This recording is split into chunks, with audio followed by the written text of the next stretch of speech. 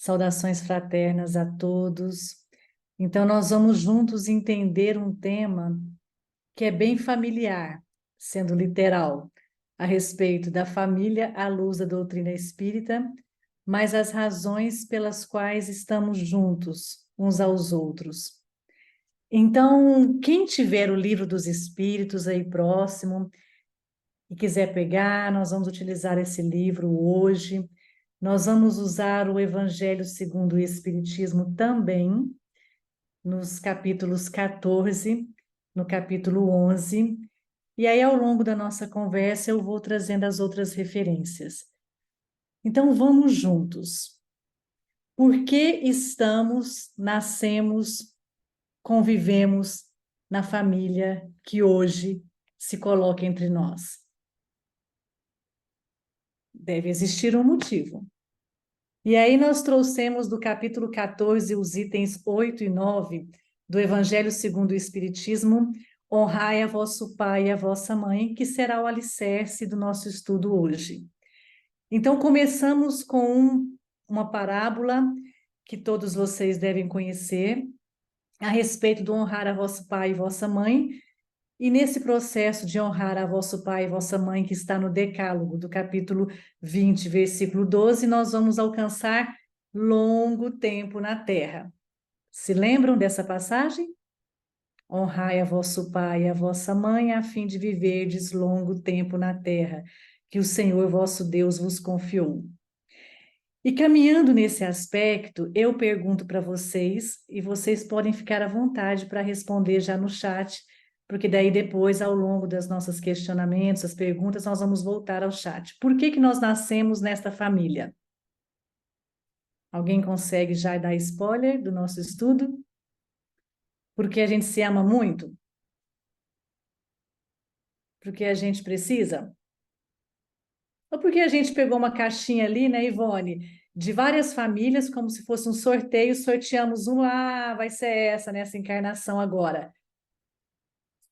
Então, vamos lá, Livro dos Espíritos. Quem está com o Livro dos Espíritos aí bem próximo? Ivone. Ivone, você me ajuda na questão? Você vai fazer uma leitura para a gente, se você puder, claro. Na questão 132. Que para responder essa pergunta, nós temos que entender o que Kardec perguntou para a espiritualidade. Está no capítulo 2, Ivone, segunda parte. 132. Isso. Tá, estou chegando. Tá bom, enquanto a Ivone localiza aí, nós vamos precisar de outro voluntário Já cheguei. para a gente ler uma outra questão. Ivone, lê para a gente a pergunta que Kardec faz aos espíritos e a resposta. Vamos lá. Objetivo da encarnação. Pergunta: qual é o objetivo da encarnação dos espíritos? Resposta: a lei de Deus lhes impõe a encarnação com o objetivo de fazê-los chegar à perfeição. Para uns é uma expiação, para outros é uma missão. Mas para chegar a essa perfeição, devem sofrer todas as tribulações da existência corporal. É a expiação. A encarnação tem também um outro objetivo: dar ao espírito condições de cumprir sua parte na obra da criação. Para realizá-la, é que em cada mundo toma um corpo em harmonia com a matéria essencial desse mundo, para executar aí, sob esse ponto de vista, as determinações de Deus, de modo que, concorrendo para a obra geral, ele próprio se adianta. Tem um asteriscozinho aqui de Kardec, quer que eu leia? Sim, por favor. Então, vamos lá. A ação dos seres corpóreos é necessária à marcha do universo. Deus, em sua sabedoria, quis que numa mesma ação encontrasse um meio de progredir e de se aproximar dele.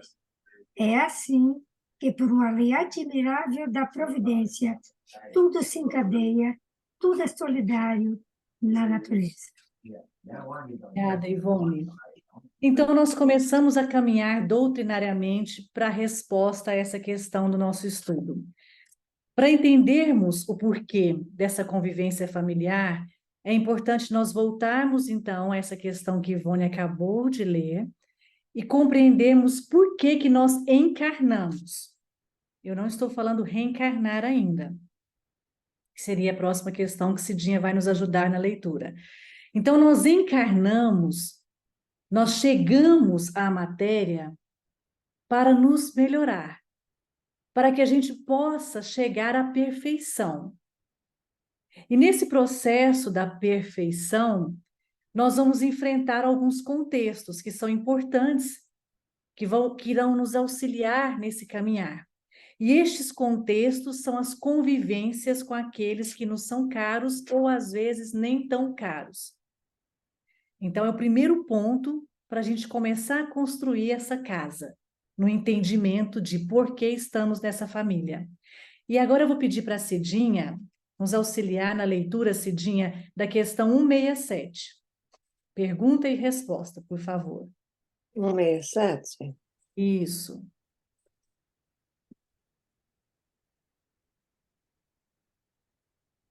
Está no capítulo 4 do Livro dos Espíritos. Bem, qual é o objetivo da reencarnação? Expiação, melhoramento progressivo da humanidade? Sem isso, onde estaria a justiça? Ótimo, Cidinha. Enquanto você localiza a questão 171, que eu também vou te pedir a leitura, nós vamos entender agora a reencarnação. Então, Kardec pergunta sobre a encarnação e pergunta agora sobre a reencarnação, que é esse processo que nós estamos vivenciando, reencarnando. Nós estamos em várias reencarnações, não é a primeira. Por que que nós estamos? Porque o nosso objetivo é o progresso. O nosso objetivo é o melhoramento. O nosso objetivo é o quê? É entendermos e respeitarmos uma justiça que é a justiça divina. Guardem isso. Cidinha, por favor, localizou 171? Sim. Tá bom, vamos lá. Em que se baseia o dogma da reencarnação? Na justiça de Deus e na revelação, e repetimos incessantemente.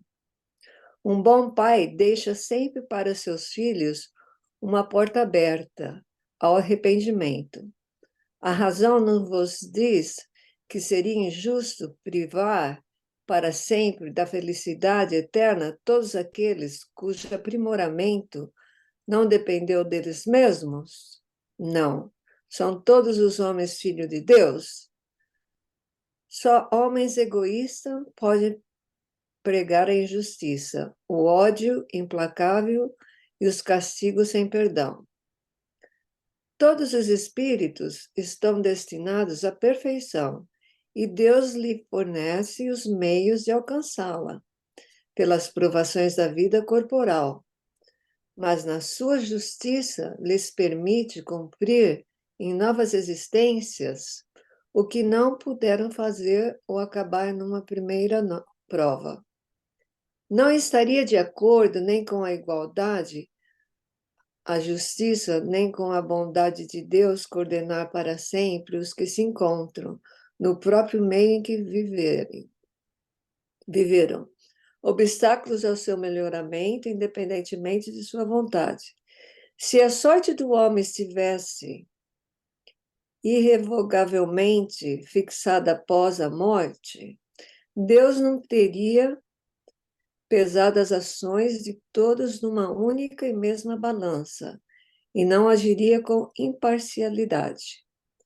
A doutrina da reencarnação, que consiste em admitir para o homem diversas existências sucessivas, é a única que responde à ideia que fazemos da justiça de Deus em relação aos homens que se acham numa condição moral inferior, a única que pode nos explicar o futuro e firmar nossas esperanças, porque nos oferece o meio de resgatar nossos erros por novas provações. A razão nos demonstra essa doutrina e os espíritos as ensinam. O homem que tem consciência de uma inferioridade encontra na doutrina a reencarnação uma esperança consoladora. Se acredita na justiça de Deus, não pode esperar achar-se perante a eternidade em pé de igualdade com aqueles que agiram melhor do que ele. Contudo, o pensamento de que essa inferioridade não o exclui para sempre do bem supremo, que conquistará mediante novos esforços, o sustenta e lhe reanima a coragem. Quem é que, no termo de sua caminhada, não lamenta ter adquirido muito tarde uma experiência que não pode mais aproveitar? Porém, essa experiência tardia não está perdida. Tirará proveito dela numa nova vida.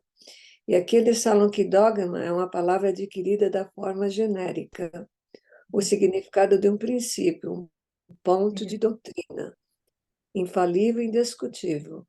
Porém, o seu verdadeiro sentido não é esse. A doutrina espírita não é dogmática, no sentido que se conhece em alguns credos religiosos, que adotam o princípio de filosofia, a fé se sobrepõe à razão. Tá ótimo, Cidinha. Cidinha, guarda um pouquinho aí que nós vamos comentar sobre isso, tá? Essa parte do dogma, que é um outro ponto da conversa. Então, vamos lá. Por que que nós trouxemos essas duas questões? Porque, como eu disse no início, para nós entendermos os motivos pelos quais nós nos reunimos nesta família, é importante nós relembrarmos o conceito de encarnação e, como a Cidinha acabou de ler, de reencarnação, que é essa doutrina que nos traz a oportunidade de progredirmos. Então, no intelecto, em nosso raciocínio, nós já sabemos o porquê. Porque nós precisamos estar uns para com os outros e eles precisam estar conosco. Mas quando nós chegamos aqui, com o véu do esquecimento, com essa oportunidade bendita, quando as provas começam a bater em nosso lar, em nossas casas, difícil é nós relembrarmos esse aspecto da encarnação e esse aspecto da reencarnação, porque nós ainda caminhamos em algumas sombras que dificultam a nossa convivência em família. Então, por que nós estamos nesta família, já entendemos. Agora, como caminhar nesta família, nos ajustes necessários, é um outro ponto da conversa que nós precisamos também começar a compreender. Então, vamos juntos. Capítulo 14 de O Evangelho segundo o Espiritismo, no item 8 e no item 9. No item 8, a parentela corporal e a parentela espiritual. Todos nós teremos juntos de nós aqueles laços do sangue, que são aqueles companheiros que vão trazer afinidades, assim como nós também trazemos afinidades para com eles. E quando nós falamos afinidades, não estamos falando somente em virtudes. Nós nos reunimos com grupos familiares que nos são afins, tanto nas virtudes quanto nas sombras. Emmanuel, em uma obra chamada Pensamento e Vida, no capítulo sobre família, nos coloca que nós temos uma hereditariedade psíquica, psicológica. Então, nós não vamos nos encontrar com famílias que são muito diferentes de nós. Mesmo que no ambiente familiar nós tenhamos companheiros que se reúnem nessa parentela com situações, com opiniões, com jeito de ser diferente, nós vamos ter também uma outra parte que se afinizem muito com a gente. E quando nós falamos de família, nós não estamos falando de uma parentela mais distante. O conceito de família, dessa questão que nos foi proposta hoje, é a pequena família. É aquela que se reúne na visão do pai, da mãe, daqueles que nos geraram, dos filhos que nós vamos ter, dos irmãos que se comprometeram conosco nesse momento de retorno à Terra. É a pequena família. O porquê nós estamos ali precisa ser entendido nesse contexto menor, para que a gente consiga ampliar o raciocínio para a parentela maior. E existe um ponto interessante que Allan Kardec nos traz neste mesmo item 8, a respeito do momento quando nós estávamos no plano espiritual, planejando e escolhendo a nossa família. Quando nós estávamos no plano espiritual, depois de termos passado pelo processo de esclarecimento, assistência, amparo, a maior parte de nós, a maior parte, em uma reencarnação planejada e não compulsória, nós escolhemos, solicitamos os pais que nós temos hoje. Nós escolhemos o grupo familiar neste pequeno grupo que iria se achegar entre nós, os nossos irmãos. Nós escolhemos os nossos futuros ou futuras companheiros e companheiras afetivos. Nós escolhemos a possibilidade de gestarmos ou não gestarmos os nossos futuros rebentos. Então, todo esse processo foi minuciosamente analisado, estudado e escolhido por nós. Mas nós escolhemos por quê? A pergunta do estudo. Nós escolhemos porque, como Cidinha acabou de fazer a leitura, nós escolhemos porque nós, quando estávamos em condição de entendimento, percebemos que precisávamos nos reajustar com este grupo. Nós escolhemos porque nós tínhamos situações e temos profundas de andarmos novamente em conformidade com a lei divina com este grupo. Então, eles não são estranhos aos nossos resgates particulares. Eles são os nossos, palavras de Emmanuel, antigos comparsas, companheiros, sócios de desatinos de um pretérito não muito distante.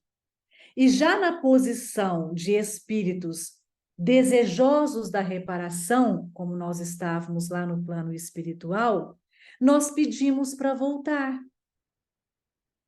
Mas esse pedido não é um pedido que você pede, ele acontece. O planejamento reencarnatório demora. Ele é minuciosamente construído. Nós precisamos, quando nós estávamos lá, entender primeiro quem seriam os nossos pais, quem abriria a porta da encarnação para nós. E nesse processo de escolha, relembrando a obra Missionários da Luz, por André Luiz, através da mediunidade de Chico, foi escolhido um pai que, com toda a sua carga genética, iria nos doar exatamente as condições necessárias para que houvesse o processo de fecundação do óvulo e do espermatozoide juntos. Existia uma mãe que carregava em si também tudo aquilo que era importante para os reajustes futuros a que nós iríamos nos submeter. E aí nós tínhamos que aguardar o aceite desses companheiros, a disponibilidade deles. E aí alguém disse sim para nós. E quando nós estávamos lá, finalizando, né, por assim dizer, a elaboração do nosso contrato encarnatório, do nosso planejamento encarnatório, esses pais, futuros pais, já encarnados, estavam nos aguardando. E aí nós chegamos na Terra. E aqui estamos nós, muitos de nós com a nossa própria família, com os outros compromissos e a outra parentela que começou a se chegar para nós. Então vejamos que tudo isso foi perfeitamente planejado por nós. Só que quando nós chegamos aqui, nesta categoria da parentela corporal e espiritual, o que é que a gente percebe? Nós percebemos que na mesma família nós temos afinidade com alguns, muitas vezes inexplicáveis. E nós temos alguns sentimentos que nos deixam o coração bater de forma descompassada com outros, que são sangue do nosso sangue. mas que nós estamos ali juntos porque um motivo tem. Foi o que nós comentamos agora no processo do planejamento encarnatório. Nós precisávamos retornar para nos reajustar. O que é que vai acontecer nessa relação da parentela corporal e da parentela espiritual? Aqueles que são laços dos nossos próprios sangues, cujas afinidades não são muito importantes ou não acontecem de forma muito natural para nós, ficarão conosco até o reajuste, digamos, derradeiro, até quando nós nos repararmos e eles se repararem conosco.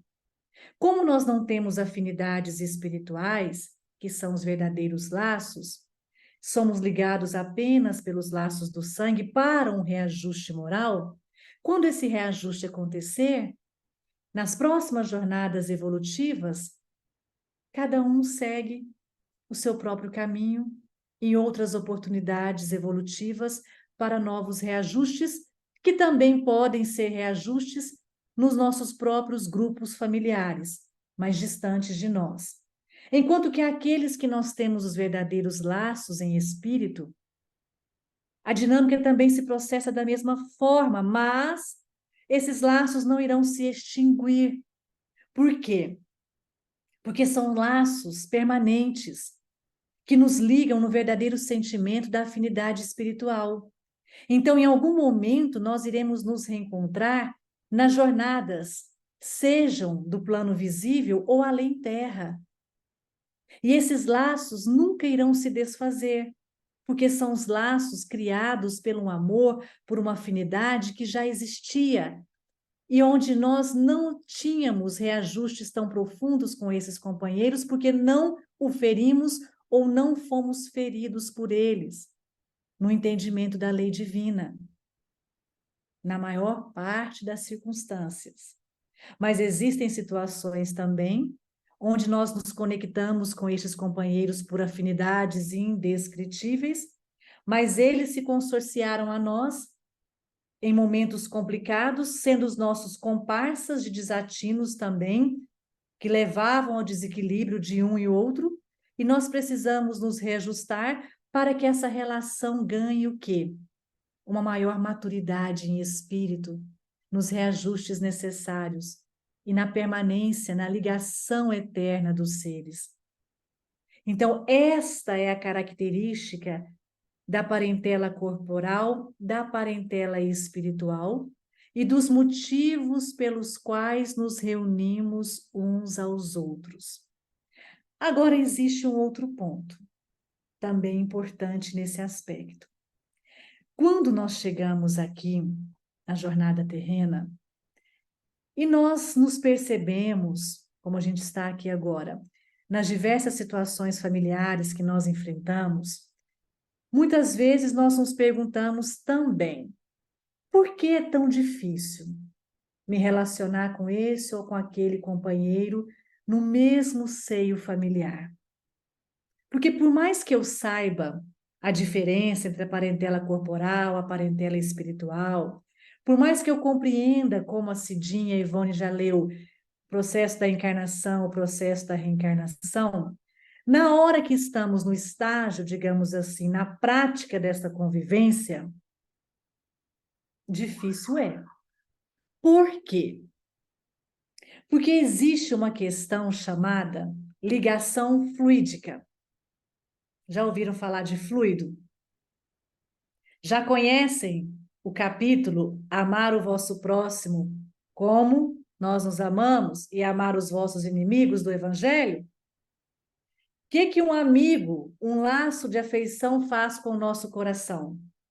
Fluidicamente dizendo, faz o nosso coração bater de forma calma, tranquila. O que um inimigo, nessa categoria da definição, um desafeto, faz com o nosso coração? Faz o nosso coração, como eu disse no início, bater de forma descompassada. E isso acontece dentro de casa. Às vezes nós não conseguimos explicar com toda a racionalidade por que um bebê repele a mãe. Por que um marido ou uma esposa onde estávamos enamorados, antes de nos consorciarmos no matrimônio, nos mostrava uma face.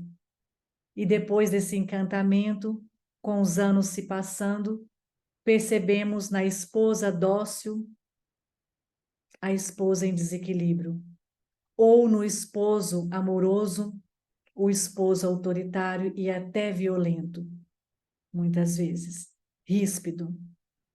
Por que aquele filhinho que se apresentava saudável na primeira infância, na juventude, tumultua o nosso coração com os apelos da juventude?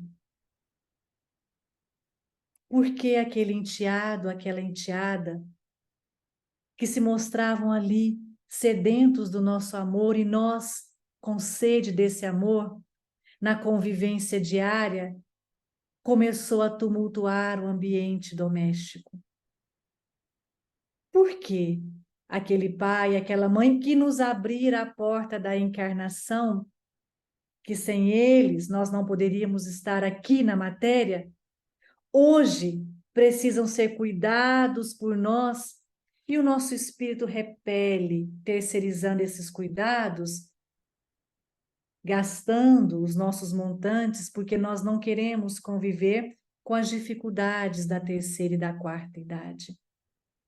Por que é que isso acontece? É uma pergunta que nós precisamos fazer para nós, uma vez que o tema do nosso estudo é por que estamos nessa família agora. E daí, meus irmãos e minhas irmãs, nós temos uma obra, que é uma obra de Hermínio Miranda e uma obra de Deolindo, que fala sobre os problemas do espiritismo e nos mostra sobre a lei de causa e efeito. Todas as situações difíceis enfrentadas por nós no ambiente da família, nestes exemplos simples e pequenos que nós mencionamos, se referem a resultados de comportamentos, de atitudes que tivemos uns para com os outros. Então, todos esses companheiros, nos diversos títulos que eles assumem perante nós, estão da mesma forma que nós os deixamos no passado. Nem mais e nem menos. Porque se tivesse mais, Deus não seria misericordioso, seria um Deus punitivo. Se tivesse menos complicado, nós iríamos ter um Deus que tem preferências por alguns de nós. E nós temos um Deus que é Pai.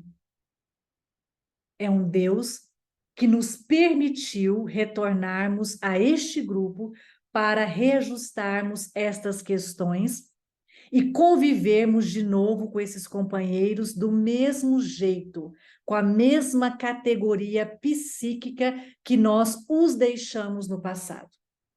E Hermínio Miranda e Deolindo ainda fala para cada um de nós que a lei de causa e efeito significa que, para tudo que acontece, né, para uma colheita que eu estou hoje colhendo, houve uma sementeira. Esta sementeira, a forma com que eu semeei é voluntária.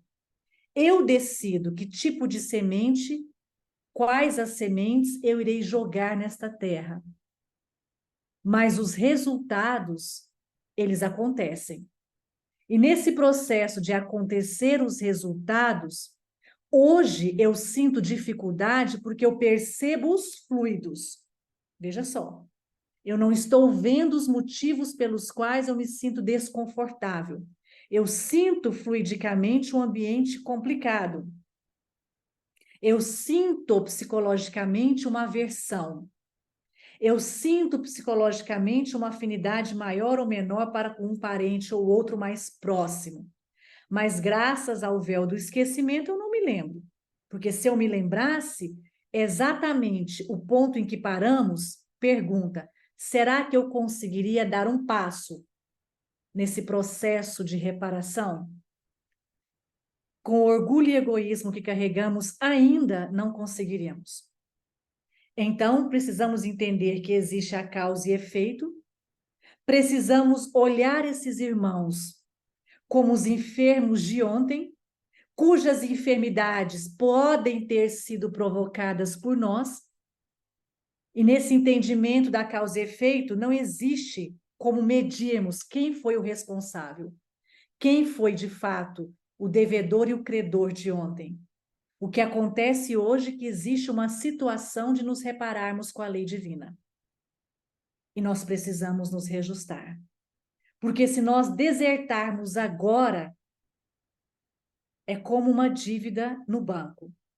O gerente do banco vai anular a nossa dívida? Ela vai crescer em juros. Podemos desertar, desistir agora desse reajuste. A sementeira é voluntária. É a nossa escolha. Mas em algum momento vamos retornar. Porque a colheita aconteceu. E nós ainda precisamos resgatar, reparar, auxiliar esses companheiros a se libertarem de algemas que nós colocamos para nos prendermos a eles e eles a nós. E para nós encerrarmos essa primeira etapa, antes de abrirmos para as questões, nós sempre nos lembramos de Segismundo. É um retrato clássico na obra Missionários da Luz, da coleção A Vida no Mundo Espiritual, por André Luiz, que nos mostra o desenho de um processo encarnatório. O segundo filho viria, Segismundo, em um processo de resgate com o pai e com a mãe, em um processo de comprometimento com a lei divina, porque um tirou a vida do outro, porque ele se relacionou com aquela mãezinha num passado não muito distante, como um terceiro de uma relação afetiva, porque ele precisava do perdão daquela família, porque aquela mãe, sendo uma antiga companheira afetiva dele, iria ter que aprender a sublimar o amor, recebendo-o como filho e não mais como companheiro afetivo, porque são questões afetivas, lei de amor de forma diferente, porque aquele pai, onde houve um processo de tirar a vida um do outro, iria recebê-lo como filho, na humildade necessária a ser trabalhada para perdoar o seu assassino. Vejamos só. Como foi isso? Não precisamos nem perguntar. É só olharmos para dentro de casa. Da nossa casa. As dificuldades que temos são resultados de um passado não muito remoto. Mas Deus nos permitiu esse encontro de novo. Deus permitiu que essa orquestra se reunisse para poder o quê? Afinar os seus instrumentos e cantar a lei de amor. Esta doce música que nós estamos aprendendo a entoar há milênios.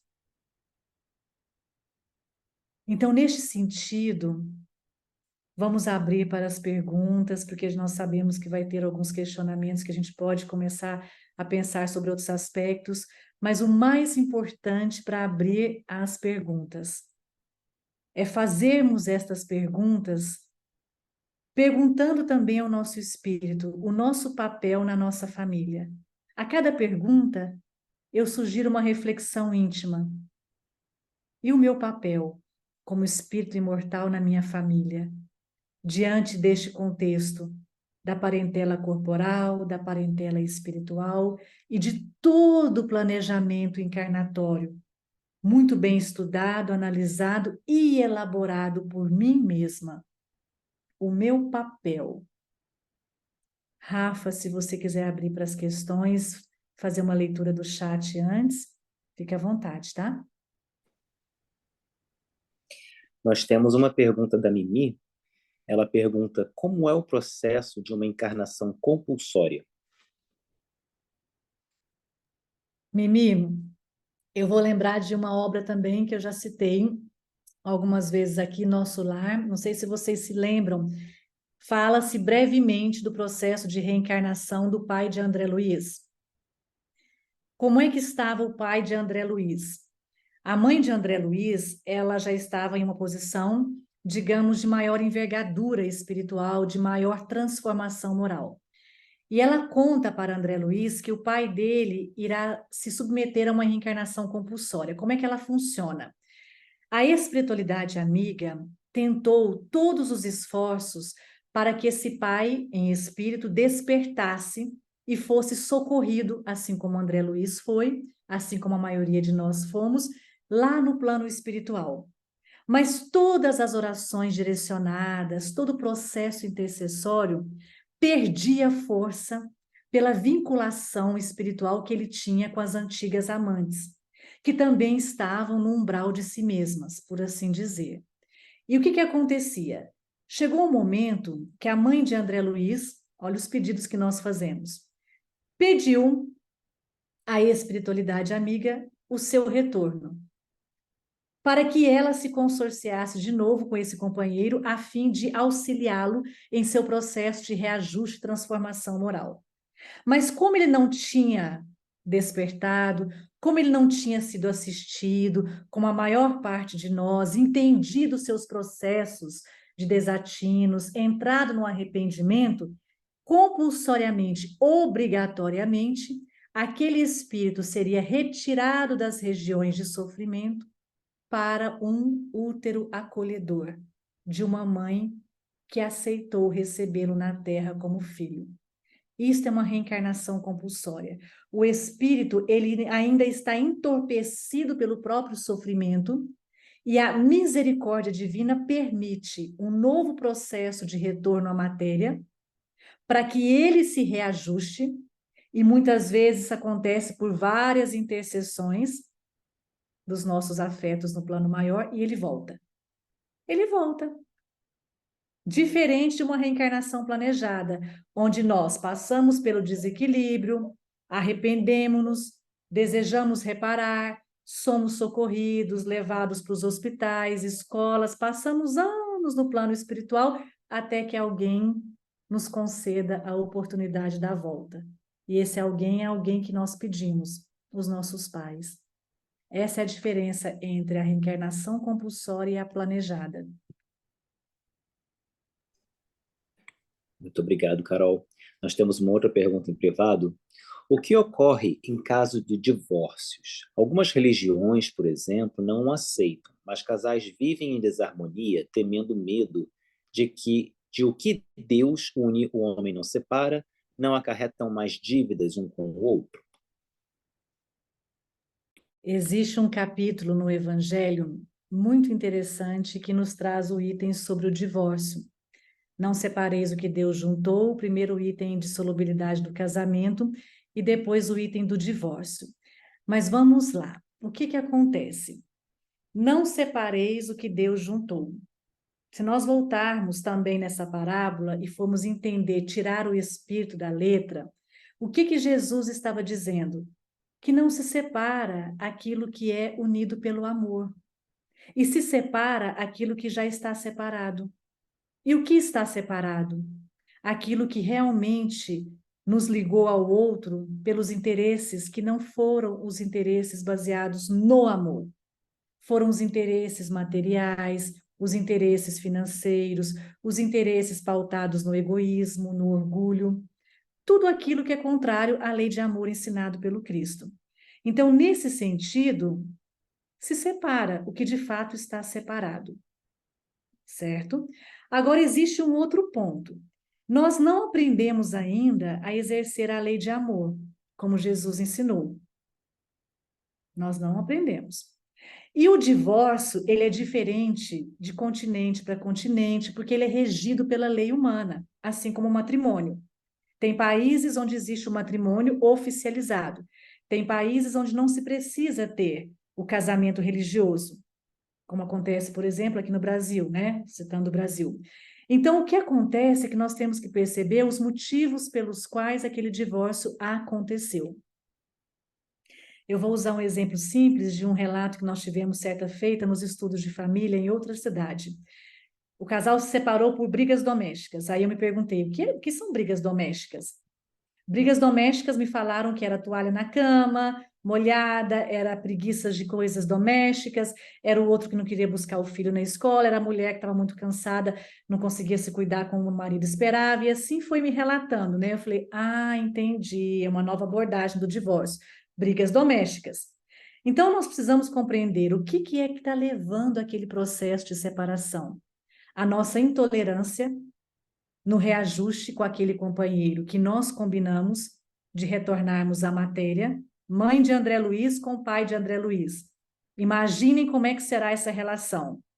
Uma mulher que já tem uma certa postura e envergadura moral com um homem que trouxe em si sombras muito difíceis. E recebendo as duas filhas como, as amantes como filhas. Nem precisamos responder alto aqui. E temos também os casos de divórcio, onde é necessário separar o que já separado está, sobretudo pela preservação da integridade daquele casal. Que integridade? Violências físicas, domésticas, situações difíceis de cunho sexual, as ditas perversões, enfim, as sombras que um ou outro carregam e que um ou outro, por livre escolha, decidiram não reajustar agora. E aí existe um capítulo que eu vou sugerir a leitura, que é o capítulo 21 da obra Pensamento e Vida, que se chama Dever. Veja o que Emmanuel fala. Nós temos um dever, todos nós, uns para com os outros, até mesmo nas relações matrimoniais baseadas em interesses que não sejam o amor. Porque se nós nos comprometemos com aquele ser, ninguém lesa alguém sem antes lesar a si mesmo. Palavras de Emmanuel. Esse dever que nós temos quando nós desertamos de uma situação de reajuste chama-se dever regeneração. O que é isso? É aquela coisinha na consciência que vai ficar gritando até que a gente perceba que, além de termos lesado os sentimentos de um companheiro, porque a lei de amor ali não foi colocada em prática, nós, na contramão dos sentimentos do amor, complicamos a nossa história mais ainda espiritualmente. Então, quando nós estivermos no plano espiritual, o dever regeneração vai nos chamar de novo a atenção. E a nossa consciência vai dizer: volte.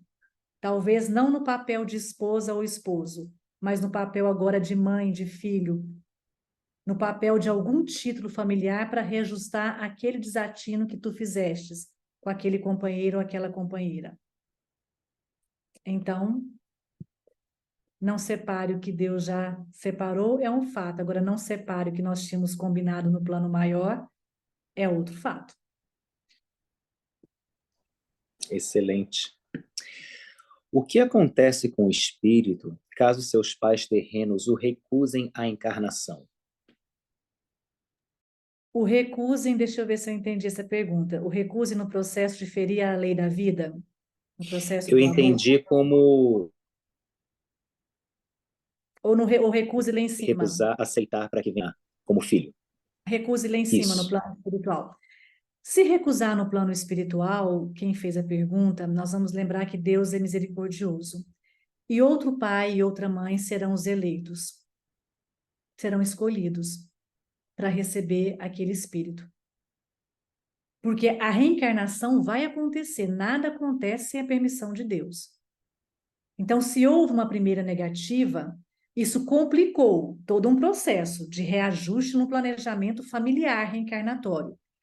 Mas existe uma equipe de protetores espirituais que endossam aquele contrato encarnatório, que junto àquele espírito que está ali pensando sobre as oportunidades para voltar à Terra, eles vão elaborar de novo, pensar em outros companheiros, talvez, isso já havia acontecendo, um parente próximo, talvez aquele sobrinho que poderia ter sido o nosso filho que nós recusamos lá em cima, vem como sobrinho, vem como um enteado mais tarde, dependendo das relações necessárias para o reajuste, mas ele volta. Agora, emendando outro questionamento que eu entendi também, Rafa, se recusamos esse processo na questão da reencarnação já feita aqui, planejada na questão do aborto, né? Nós temos uma obra que se chama Vida e Sexo, onde André Luiz nos traz de uma forma muito sensível o que é essa questão do aborto. Quando existe o processo de ferirmos a lei da vida, nós estamos ferindo a oportunidade de retorno de um companheiro junto a nós para reparação. E aí, isso é motivo de processos obsessivos sérios se instalarem num futuro não muito distante, ou até mesmo na presente encarnação. Isto é motivo de este companheiro volta, dependendo de como foi esse processo, volta para o plano maior, com lesões causadas por nós, e nós nos comprometemos ainda mais com essa negativa, e em algum momento nós vamos ter que retornar. Então, ferir a lei divina tem que ter reajuste. Nós não fugimos desse reajuste. Obrigado. Tem uma pergunta da Arlete. Ela pergunta, Carol, em relação aos nossos vínculos familiares pelos cônjuges, se não houver uma reconciliação, a probabilidade de retorno em família consanguínea aumenta? No caso dos cônjuges, né, Isso. Arlete? Vamos lá. Existe uma obra, O Problema do Ser, o Destino e da Dor, de Leon Denis, no capítulo do amor. Eu acredito que eu até referenciei já essa obra aqui, que ele fala justamente isso, Arlete. Geralmente, os cônjuges, quando eles têm um compromisso afetivo de reajuste e de aprender a se amarem, né? Na lei de amor que Jesus ensinou, eles vão retornar, sim, como companheiros afetivos. Porque esse amor é diferente de um amor que precisa ser sublimado como o amor de pai e mãe para com os seus filhos. Agora, mãezinha de André Luiz, se os reajustes são importantes, mas um desses companheiros já se encontra em uma posição moral, digamos, mais elevada, este companheiro que se encontra em uma posição menos elevada retorna no papel de filho ou filha. Para quê? Para que esse amor seja trabalhado em uma outra dimensão. Para que o reajuste entre os espíritos aconteçam na lei de amor, mas um amor que é de pai para com filho, de filho para com pai. Quando eu falo pai, eu estou falando de pai e de mãe. Mas na maior parte das vezes, os casais que têm compromissos voltam sim para reconciliarem-se. Tem uma, não sei se fora do país vocês conhecem, tem uma piadinha espírita, né? Que a senhora conviveu 40 anos com seu companheiro, chega no plano espiritual, e aí ela é, né, digamos, questionada como foi, ela relembra toda a trajetória dela, e aí ela fala algo assim que mostra a ela o que vai acontecer no próximo retorno. Consegui isso, consegui aquilo, mas eu aguentei o fulano, graças a Deus, por 40 anos. Aguentei. E aí a espiritualidade nos ensina. Aguentou? Foi um verbo meio complicado. Volta de novo para mudarmos a conjugação e o tipo de verbo a ser usado, porque aguentar é uma coisa difícil, né? Então, Arlete, voltamos, se necessário for. Ok, isso é o que eu encontrei na internet sobre. A Siri está perguntando. Pode falar, Rafa. Celular. Amigos próximos e parentes adotivos também podem ser espíritos em laços familiares? Com certeza. Com certeza. Por quê? Porque lembra que nós conversamos no início que os laços espirituais eles são permanentes? E às vezes nós temos outros compromissos de reajustes em outras jornadas, até mesmo materiais. Nós voltamos e ficou um grupo nosso lá em cima. E quando a gente retornar para o plano invisível, nós vamos nos lembrar, nossa, fulano ficou, que foi um amigo, que foi um pai mesmo com grande afinidade, né, que nós consideramos grande afeto, esses permanecem. E os filhos adotivos são os nossos compromissos inadiáveis, que foram gestados por outros instrumentos na materialidade e que se achegaram para nós por algum motivo. E esse motivo nem sempre é somente de um laço espiritual que temos afinidades. Talvez seja um laço espiritual, mas que precisa, né, ter algumas arestas a serem aparadas. E nós temos um compromisso, porque se nós não tivéssemos aquele compromisso, esse filho gestado no coração não iria se achegar a nós. Assim como os nossos amigos, um vizinho, uma pessoa que trabalha conosco, uma pessoa que a gente não convive em outro país, a gente olha e fala, me parece um irmão muito querido. Não parece, é um irmão muito querido. Que agora nós assumimos compromissos bem diversos na nossa jornada evolutiva, cada um, né, geograficamente falando, distribuído em locais diferentes. A afinidade a gente reconhece.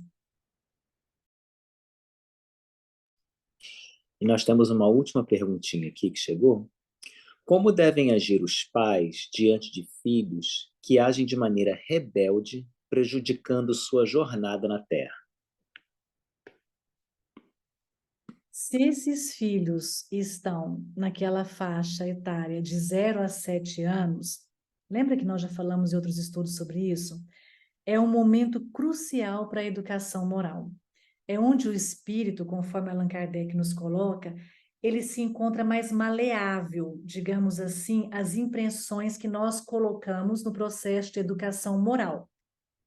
Então, é nesse momento que nós vamos pegar essa terra fértil, coraçãozinho deles, e jogar as boas sementes. Para quê? Para que no futuro, na pré-adolescência, na puberdade, que a experiência... Carol, voltou? Aí, eu Estamos voltei. ouvindo. Acho que Ótimo. eu parei. Eu falei na puberdade, não foi isso? Foi. Tá, então, quando nós estamos na puberdade, quando acabou esse processo da encarnação, ela já se efetivou, que até os 7 aninhos, né, se conclui o processo encarnatório, nós entramos em uma fase onde eles são o que realmente eles são. Esses espíritos que nós classificamos como rebeldes, como espíritos da juventude que passam por complicações, eles passam por 2 desafios. Primeiro, são os desafios fisiológicos que a própria puberdade coloca. Que desafios são esses? Desafios da saúde, de crescimento, dos hormônios, de tudo aquilo que a medicina nos explica. Segundo, espiritualmente, existe um desafio profundo. Eles se mostram nas suas tendências mais complicadas como eles eram. E isso gera uma perturbação no ambiente familiar, porque nesse momento eles começam a se conectar também com os antigos comparsas do passado. Por quê?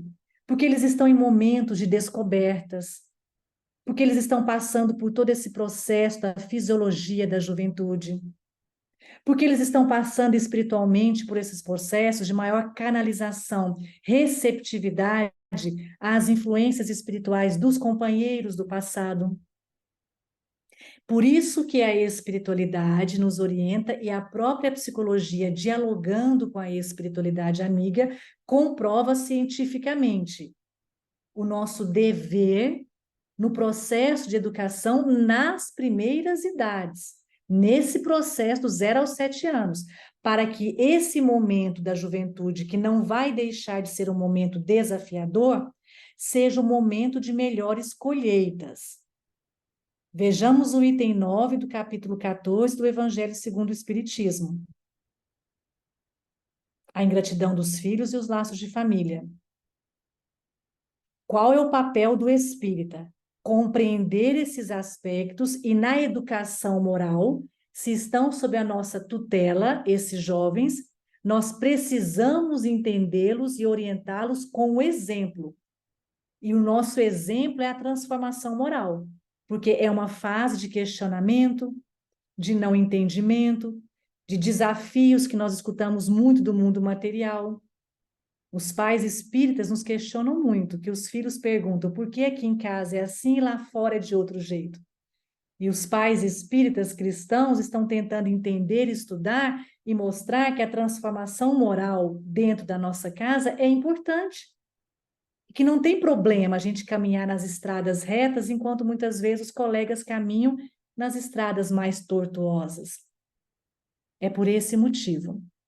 E aí a vigilância, os recursos espirituais dentro do lar precisam ser redobrados.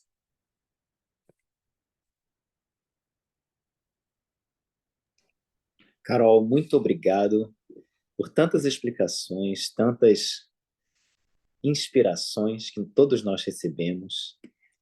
Muito obrigado também por dedicar o seu tempo, ainda mais com o horário aí do Brasil, a gente sabe que é difícil. Então, em nome do Blossom, a gente gostaria muito de agradecer pelo seu tempo, pelas suas palavras. Se você tiver quaisquer considerações finais que você queira fazer, por favor, fique à vontade. E eu vou lhe pedir para fazer a nossa prece de encerramento também, por favor. Tá bom, Rafa. Eu vou só fazer uma leitura do que a Maria Helena colocou no chat, naquela pergunta inicial, e da Dona Jupira, que nós pedimos para quem quisesse se sentir confortável, né? Dona Jupira respondeu, né, Dona Jupira? Para evoluir através do amor. E a Maria Helena colocou que nós precisamos trabalhar juntos aos nossos desafetos. Então, a resposta é essa mesmo. Elas fizeram as considerações finais, e a minha apenas é: estamos aprendendo a amar. Imperfeitos e frágeis nós somos. Mas para que a gente consiga caminhar em uma estrada mais reta, é só lembrarmos o que é esse amor que Jesus ensinou. É um amor que não lesa ninguém.